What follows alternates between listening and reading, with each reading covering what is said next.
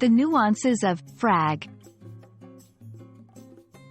Hello, English enthusiasts. Today, we're diving into the world of contemporary language to explore the term frag. We'll discover its origins, its uses, and contexts in which you might encounter it. Let's get started. Frag has its roots in gaming culture. Originally, it was used in first-person shooter games to refer to defeating or killing an opponent. The word might have been derived from fragmentation, which refers to fragmentation grenades. Thus, to frag, someone could mean to take them out in the game. While the term originates from gaming, it can be found in broader contexts today. Here are some examples. 1. In a game context, I managed to frag 3 opponents in a row. 2. In a more casual, non-gaming context, I'm going to frag this exam.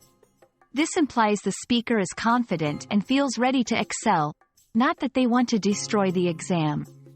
It's worth noting that the second example is slang and might not be immediately understood by everyone, especially those not familiar with gaming lingo.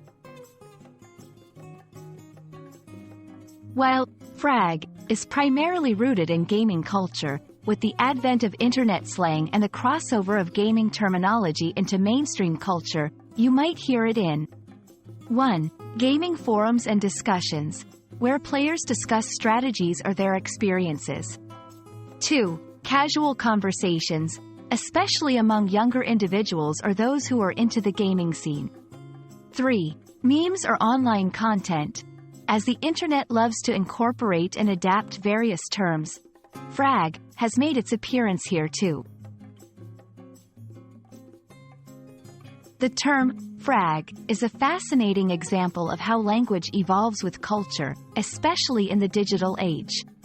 While it started in gaming, its usage has expanded, and you might come across it in various contexts.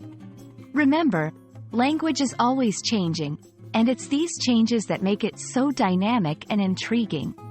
We hope this video has been helpful and has added a new term to your vocabulary.